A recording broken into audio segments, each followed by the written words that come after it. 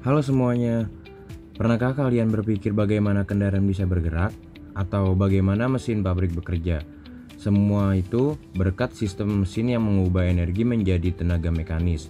Di video ini, kita akan membahas bagaimana mesin bekerja, jenis-jenisnya, serta komponen secara detail.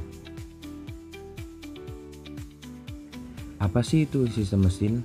Sistem mesin adalah kumpulan komponen yang bekerja sama untuk mengubah energi, baik dari bahan bakar atau listrik, menjadi tenaga mekanis.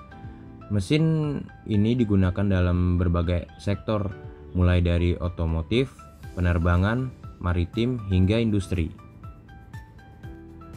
Dan mesin pertama kali yang digunakan manusia secara luas adalah mesin uap yang ditemukan oleh James Watt di abad ke-18. Namun sekarang kita lebih banyak menggunakan mesin pembakaran dalam dan motor listrik. Lalu selanjutnya ada prinsip kerja mesin pembakaran dalam. Kebanyakan kendaraan saat ini menggunakan mesin pembakaran dalam. Mesin ini bekerja dengan membakar bahan bakar di dalam ruang bakar untuk menghasilkan tenaga. Mari kita lihat prosesnya. Langkah pertama adalah intake atau hisap. Campuran udara dan bahan bakar masuk ke dalam silinder.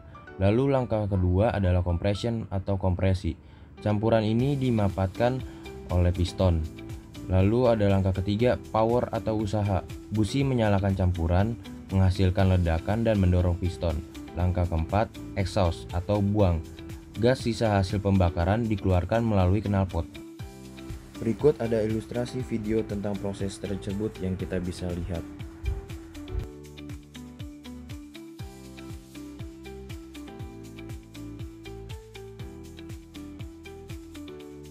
Selanjutnya ada komponen utama pada mesin. Sebuah mesin memiliki banyak bagian yang bekerja sama. Berikut adalah komponen-komponen utama yang penting dalam sistem mesin. Yang pertama, ada blok silinder.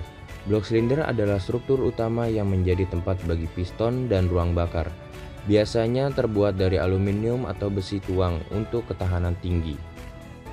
Yang kedua ada piston dan connecting rod. Piston bekerja naik turun di dalam silinder untuk mengubah energi pembakaran menjadi gerakan mekanis.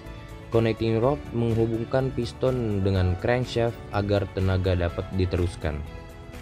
Yang ketiga ada crankshaft atau poros engkol. Crankshaft mengubah gerakan naik turun piston menjadi gerakan rotasi, yang akhirnya digunakan untuk menggerakkan kendaraan atau mesin lainnya. Yang keempat ada camshaft dan katup.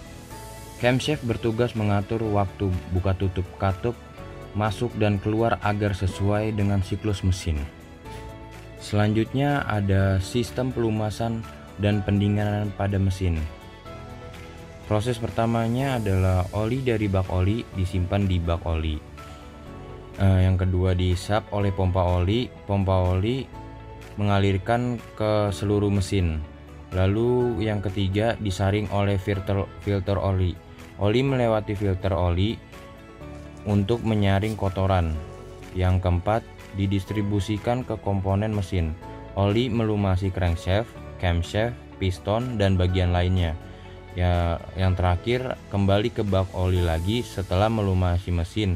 Oli kembali ke bak oli untuk digunakan lagi. Dari pembahasan tadi, kita dapat memahami bahwa sistem mesin berperan penting di dalam mengubah energi menjadi tenaga mekanis yang digunakan dalam berbagai bidang, mulai dari transportasi hingga industri. Mesin pembakaran dalam bekerja melalui siklus intake, compression, power, dan exhaust.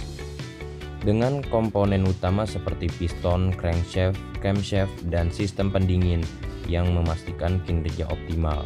Setiap jenis mesin memiliki karakteristik seperti mesin bensin, diesel, listrik, dan turbin gas yang masing-masing digunakan sesuai kebutuhan. Perkembangan teknologi juga terus menghadirkan inovasi seperti mesin hybrid dan listrik yang lebih efisien dan ramah lingkungan. Singkatnya, mesin mengubah energi menjadi tenaga mekanis. Siklus kerja utama, intake, compression, power, dan exhaust.